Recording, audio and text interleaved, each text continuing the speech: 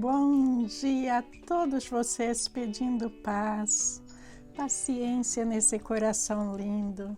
Que Jesus os abençoe. Cuide-se muito bem, para que tudo vá bem na sua vida.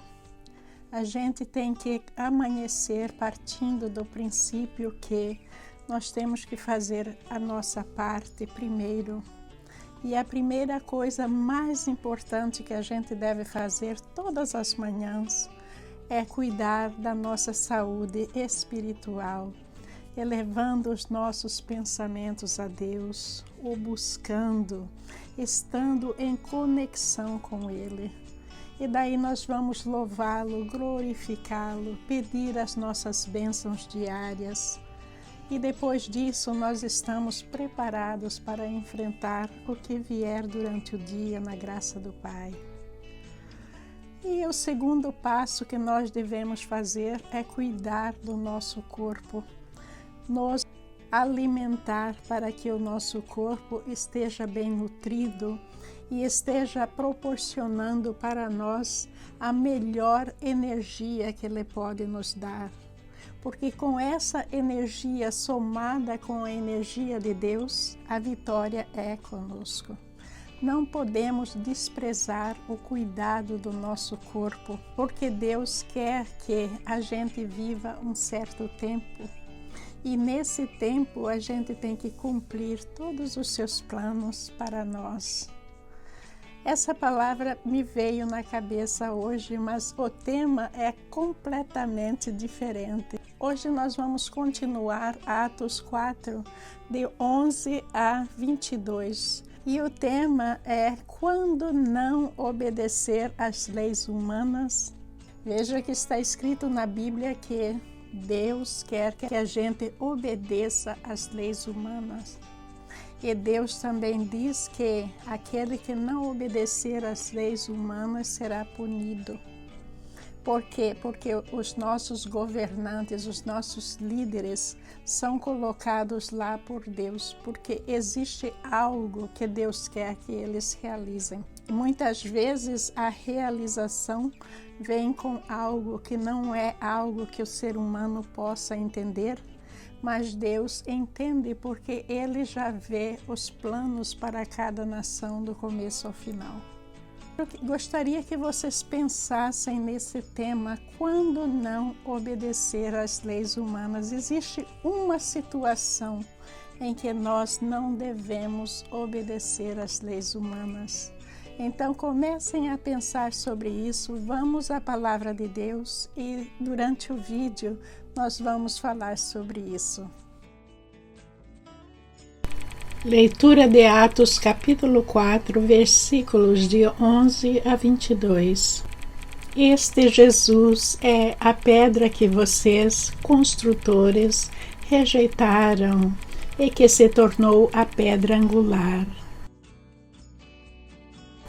Não há salvação em nenhum outro, pois debaixo do céu não há nenhum outro nome dado aos homens pelo qual devemos ser salvos. Vendo a coragem de Pedro e de João e percebendo que eram homens comuns e sem instrução, ficaram admirados e reconheceram que eles haviam estado com Jesus. E como podiam ver ali com eles o homem que fora curado, nada podiam dizer contra eles. Assim ordenaram que se retirassem do sinédrio e começaram a discutir, perguntando: que podemos fazer com esses homens? Todos os que moram em Jerusalém sabem que eles realizaram um milagre notório que não podemos negar. Todavia, para impedir que isso se espalhe ainda mais no meio do povo, precisamos adverti-los de que não falem com mais ninguém sobre esse nome. Então, chamando-os novamente, ordenaram-lhes que não falassem nem ensinassem em nome de Jesus. Mas Pedro e João responderam: julguem os senhores mesmos se é justo, aos olhos de Deus, obedecer aos senhores e não a Deus, pois não podemos deixar de falar do que vimos e ouvimos. Depois de mais ameaças, eles os deixaram ir. Não tinham como castigá-los, porque todo o povo estava louvando a Deus pelo que acontecera. Pois o homem que fora curado milagrosamente tinha mais de 40 anos de idade. Esta parte deste capítulo começa com uma afirmação de Pedro que é muito, mas muito importante que a gente entenda que os construtores deveriam aceitar a pedra para construir a igreja de Deus. Mas o que é que os construtores fizeram? Eles rejeitaram essa pedra. Essa pedra se referindo a Jesus Cristo, que é a pedra angular da igreja. Esses construtores aí é referência ao povo judeu. A pedra angular é Jesus Cristo. A pedra angular é uma pedra que fica na esquina ou num ponto estratégico de qualquer construção. E essa pedra, ela segura todo o prédio. Então, aí é referência a Jesus Cristo segurando todo o prédio. E nós também estudamos que o alicerce é formado pelos apóstolos e pelos profetas. Juntos somos sua casa, edificados sobre os alicerces dos apóstolos e dos profetas. E a pedra angular é o próprio Cristo Jesus. Efésios 2, versículo 20. Vocês têm se aproximado de Cristo, a pedra viva. As pessoas o rejeitaram, mas Deus o escolheu para lhe conceder grande honra. 1 Pedro 2, versículo 14. Nesse versículo, Pedro sabiamente começou citando o Salmo 118, que vocês vão ver a seguir. É um salmo escrito muito antes de Jesus vir e que era recitado nos templos daquela época. A pedra que os construtores rejeitaram se tornou a pedra angular. Salmos 118, versículo 22. O que estava acontecendo com os judeus é que eles estavam desprezando a salvação. Porque está escrito que a salvação ocorre apenas e exclusivamente através de Jesus Cristo. Se eles não aceitam Jesus Cristo como seu Salvador e querem ir direto a Deus, é um ato de desobediência dessa igreja. Ninguém pode ir direto a Deus. Nós vamos a Deus através de nosso Senhor Jesus Cristo. Quem não aceita Jesus Cristo como seu Salvador não está aceitando a Deus. É isso que a palavra de Deus está dizendo, não importa o que religião nenhuma diz, mas a palavra de Deus diz isso. E quando nós falamos sobre a salvação, Jesus disse que existe duas maneiras de ser salvo. Ele fez referência à porta larga e à porta estreita. A porta larga é com certeza essa porta que o sinédrio, que o sumo sacerdote escolheu. É a porta que não está levando a Deus, mas está levando ao anticristo. Eles estão pregando para uma multidão e os levando também ao anticristo. Então, é certo dizer que esses sacerdotes são falsos profetas, porque eles estão ensinando algo que não é de acordo com a palavra de Deus. E eles continuavam pregando sobre o trabalho da salvação. Ainda continuavam sacrificando os animais porque não reconheceram Jesus como o Cordeiro de Deus. Esse é trabalho, ser salvo através do trabalho. Depois que o Cordeiro de Deus, que é Jesus, foi sacrificado, nós não temos mais necessidade de fazer esse tipo de ritual, porque Jesus já carregou nos seus ombros o pecado da humanidade. E nós já fomos perdoados por Deus, não existe maldição nenhuma sobre nós. A única coisa que nós temos que fazer é aceitar Jesus como nosso Salvador. Agora, esses sacerdotes agindo dessa maneira, está levando não só eles, como toda a igreja, todos os seus fiéis, para a morte eterna. O que é a morte eterna? É a morte para Deus. Quando a pessoa deixa de existir para Deus, morte eterna. Nós devemos ter muito cuidado com os falsos profetas, minha gente, porque nós não queremos a morte eterna, nós queremos a vida eterna. E Deus abomina todo esse tipo de religião que existe por aí, que não coloca Deus em primeiro lugar, que não aceita Jesus como seu Salvador. E não sou eu falando, é o que está escrito na palavra de Deus. Entrem pela porta estreita.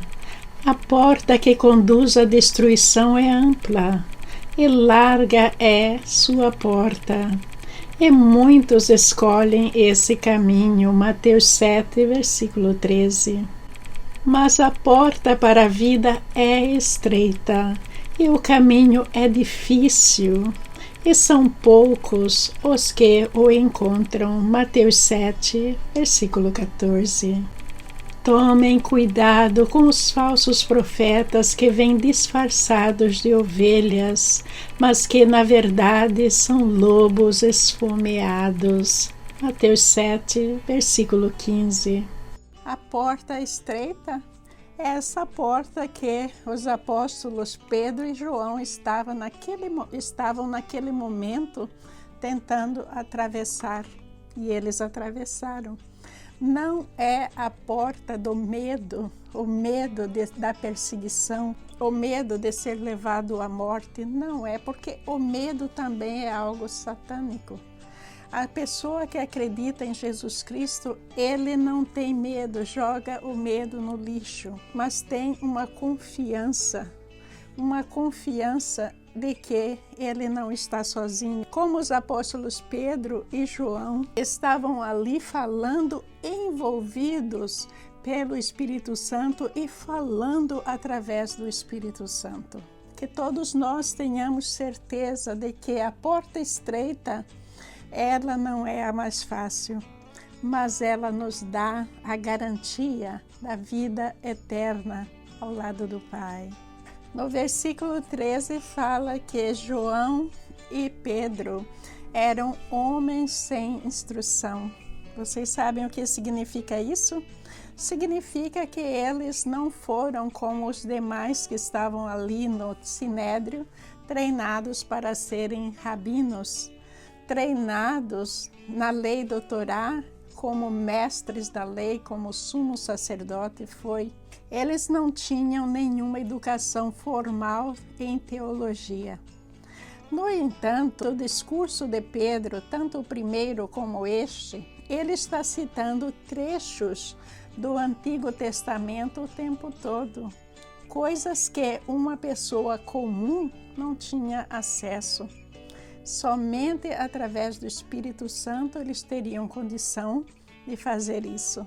O Sinédrio era composto de 71 membros, incluindo o sumo sacerdote. E eles decidiram se reunir, preocupados em como resolver essa situação. Porque eles sabiam que não podiam condenar imediatamente Pedro e João.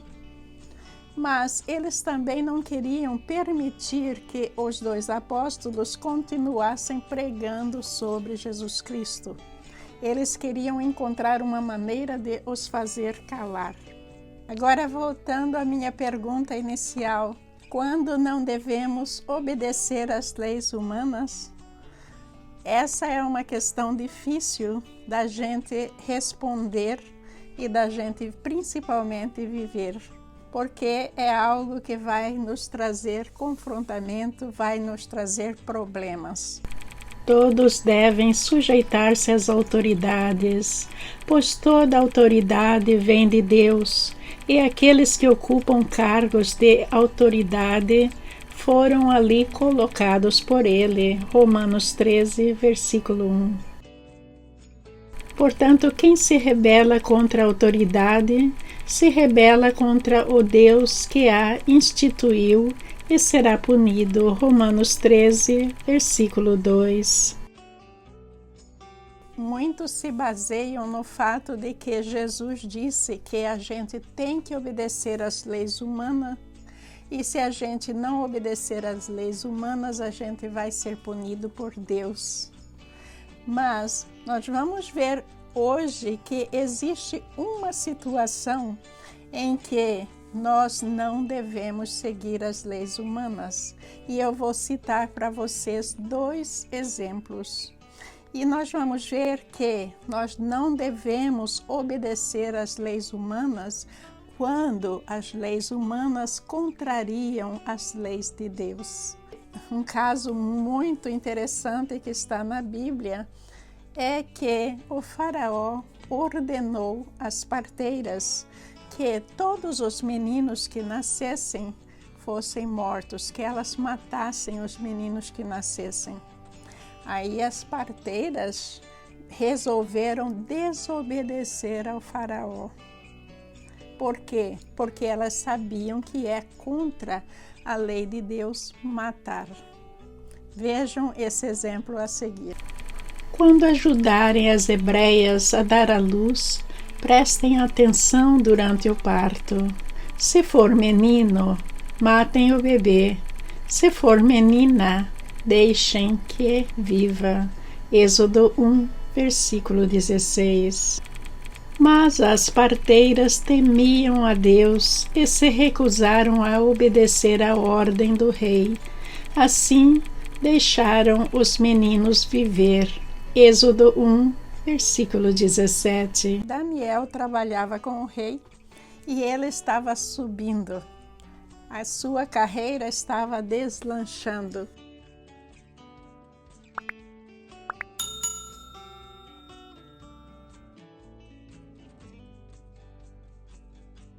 O que aconteceu com os administradores e oficiais é que eles estavam muito enciumados e tudo que eles faziam o rei parecia não levar a sério. Então, eles acharam uma maneira de fazer com que o rei assinasse uma ordem ou um decreto e que eles tinham certeza que Daniel, porque ele tinha muita fé, ele não iria seguir as ordens do rei e então eles teriam motivo para prender Daniel. Mas nós vamos ver que Daniel também não vai obedecer a esse decreto e vai orar ao Senhor, mesmo tendo conhecimento do decreto. Por quê? Porque isso vai contra a palavra de Deus, que diz que nós devemos pôr Deus acima de tudo. Vejam a seguir.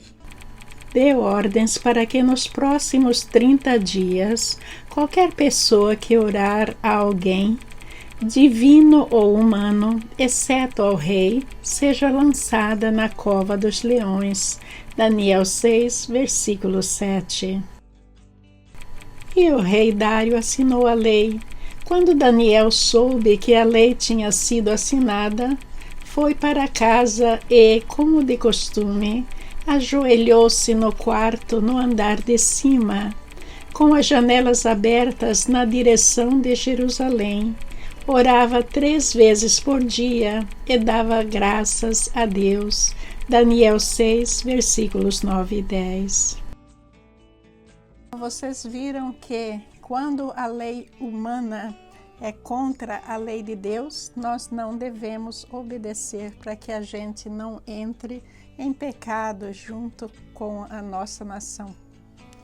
Hoje em dia, uma coisa muito comum que está acontecendo, eu não conheço muito bem a lei do Brasil, mas eu sei que a religião está proibida nas escolas. Isso é uma coisa que eu posso dizer aceitável, porque as religiões estão muito misturadas. Mas o que uma nação não pode fazer é proibir a palavra de Deus em essência, como está escrito na Bíblia, dentro das escolas. Porque aí a nação se torna uma nação pagã, uma nação que prepara os seus filhos para serem pagãos. Isso é abominável para Deus. Onde está o nosso direito de expressão? O nosso direito de professar a nossa fé? E um país que professa que ele não aceita nenhum Deus, inclusive o nosso Deus e Pai eterno, é uma nação amaldiçoada. Então nós temos que pensar nisso, que a nação deve liderar e não ser liderado. A nação não pode deixar que as forças satânicas liderem, mas a nação tem que tomar uma posição diante da palavra de Deus, sem envolver nenhuma religião. Sinto muito, mas a palavra de Deus está acima das leis da nossa nação. Então, como é que a nossa nação não vai seguir a palavra de Deus pura, como está escrita na Bíblia? A Bíblia de King James, não Bíblia nenhuma que foi mudada para instituições, para religiões, mas a Bíblia pura e simples, em que todas as religiões se baseiam, a Bíblia King James. Nossa nação não pode dizer que acredita em Deus e também acredita em todas as seitas, em todas as facções religiosas. Não. A nossa nação tem que tomar uma posição e ser uma nação de Deus, o Pai eterno. Através de nosso Senhor Jesus Cristo, buscar a Deus. Isso é uma nação que está buscando as bênçãos do Pai.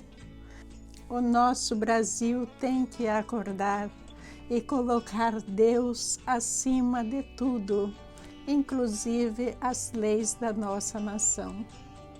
Muito obrigada, meus amigos. Um bom dia para todos vocês.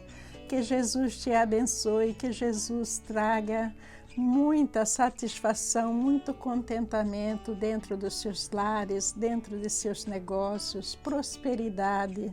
Porque quando a gente aceita a palavra de Deus, quando a gente aceita Jesus como nosso Salvador, as bênçãos jorram sobre nós constantemente. E nós recebemos, meu Pai, nós recebemos todas essas bênçãos em nome de nosso Senhor Jesus Cristo. Bom dia, meus amigos, muita paz.